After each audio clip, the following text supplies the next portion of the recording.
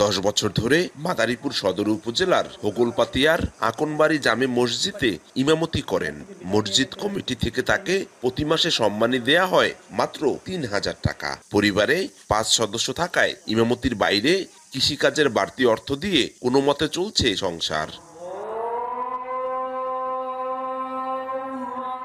এদিকে নতুন bus stand এলাকার বাইতুল মামুর জামে মসজিদে মুয়াজ্জিন হিসাবে আছেন মাওলানা আব্দুল মান্নান। কমিটি থেকে তাকে দেয়া হয় 5,000 টাকা। এখানে খাদেম না থাকায় পরিষ্কার পরিচ্ছন্নতার পাশাপাশি নিরাপত্তার দায়িত্বও পালন করতে হয় তাকে। ন্যায্য পারিশ্রমিক না পাওয়ায় সন্তানদের ভালো শিক্ষা প্রতিষ্ঠানে লেখাপড়াও করাতে পারেন না দুবেলা ভালো খেতেও। কৃষিকাজও করি, মসজিদে নামাজও পড়াই। আমি এই কমিটি থেকে আমাকে 3,000 টাকা বেতন দেওয়া হয়। 2 ছেলে মাদ্রাসায় পড়াশোনা করতেছে, কিন্তু আমাদের যে বেতন দিতেছে এতে আমাদের অনেক কষ্ট হইতেছে।